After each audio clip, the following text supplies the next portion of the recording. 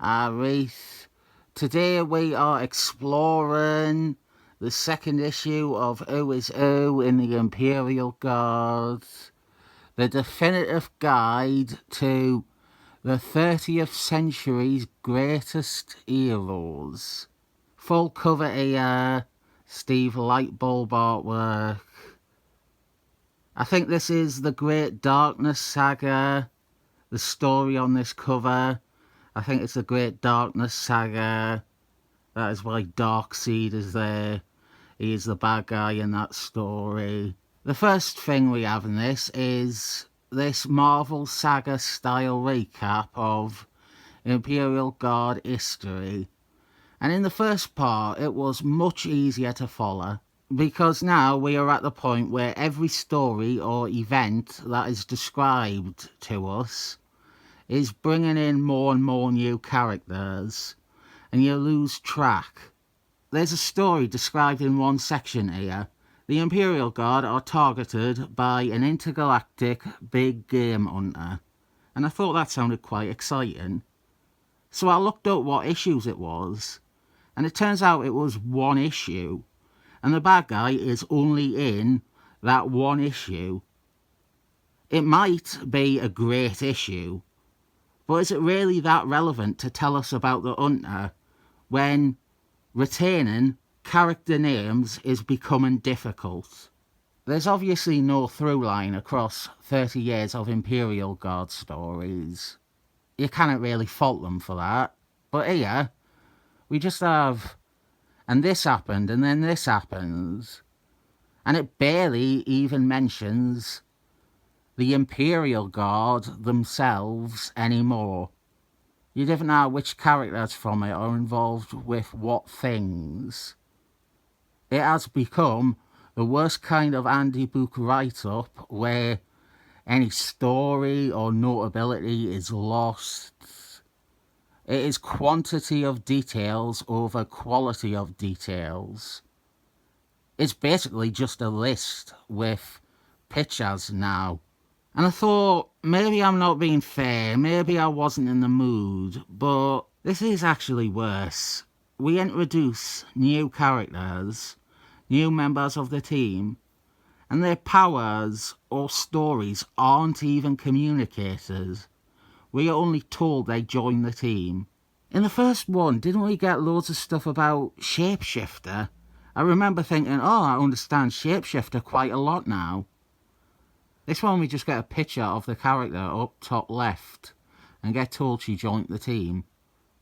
It's not even a good picture because this character, the one up top left, she has wings, and you kind of tell that from the one picture they have given us. So yeah, kind of completely lost me.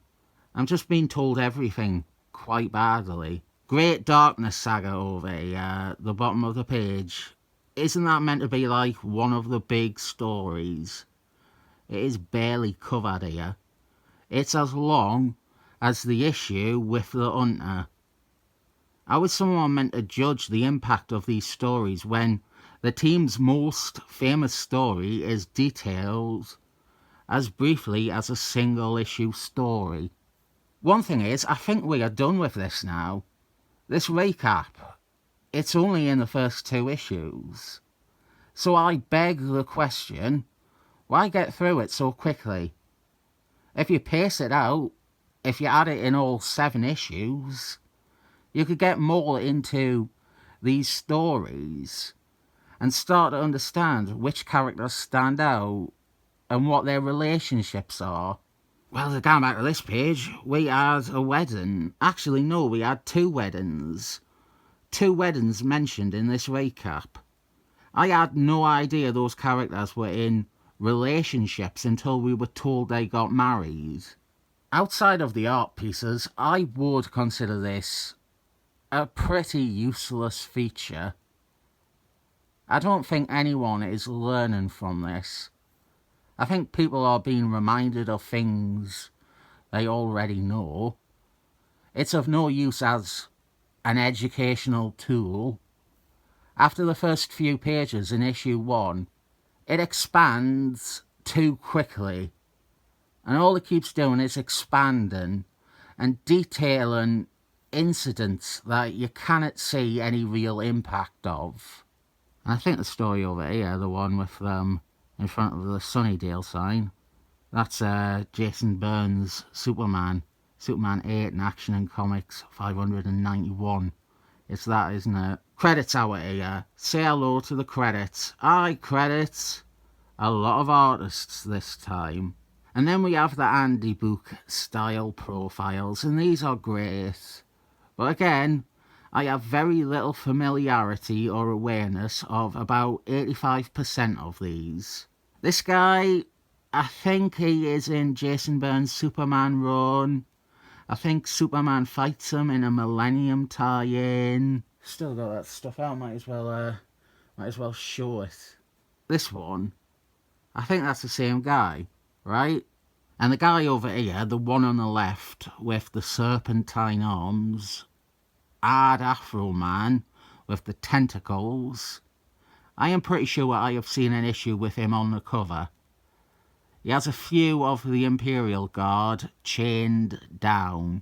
And then we have got the aliens from Evasion up top. And we will come back to Profile 2 on this page. This one is Delphos. She is Neutron's girlfriend. This is, predictably for me, the hottest character from Imperial Guard. Schism. Something I learned from the first issue of this series was that she was actually a much earlier recruit to the Imperial Guard than I thought. See, the first issue was pretty good. I learned things from that. I didn't learn anything from this one, really. I cannot say a ton of stuff about characters I haven't read much of or don't recognise at all. And then there's ones like this that slightly confuse me because they have all the makings of a main character in Imperial Guard, but I don't really know them. I don't think he has a Marvel counterpart, or I've not found one yet. And I've never seen him in a story, or even referred to in a story. Another thing is I might announce I don't know these characters. But then it turns out one of them was in an issue I have read and reviewed. And they made so little an impression, I didn't remember them. Maybe that was their only appearance too. I remember there was one issue I looked at that started with, like, 3 characters I had never heard of before. And then afterwards I looked them up and that was their only appearance. I fear again, I am never going to be able to get into Imperial Guard comics. And this is before any reboots or 3 boots or 5 years later's. It is before any 89 teams or time travelling teams. Okay, here is something that I know, and I learnt new stuff about from this. We have the Fearsome Five. They are among the top Imperial Guard enemies, the Fearsome Five. You don't have to be well versed in Imperial Guard comics to know the Fearsome Five. What I learnt, though, is that they haven't always been the same 5 people when they originally appeared, or maybe some of their other appearances. The 5 are made up of a different selection of 5. These ones, I don't know. But this one, I know. This one, I adore. Again, quite predictably. If they are a blonde bombshell, or if they are a bad girl with green hair, that's basically my 2 types. Big fan of this character. Not read many comics with her in, but big fan. She needs to moondragon someone as fast as comics will allow. I don't have names for a lot of these. Marvel don't really have versions of the Fearsome Five. But these 5 here, the ones with full page entries, are the ones I know. For this one, I reckon he can be Raza or Razor from the Starjammers. I also considered, for a while, if this was Warstar. It's not. I think I have settled on one of our next profiles being Warstar. I had, and probably still have, like 7 copies of an annual with this guy on the cover. One of these looks like Iron Man. I'll leave it to you to decide which one. Here, I went with this as Warstar. It's a tough one.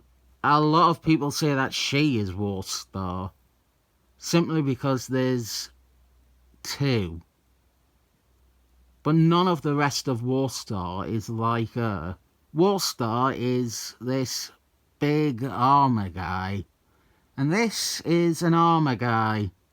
As for there being 2, if we go back a few pages, twin brother. So I say this is who Warstar is.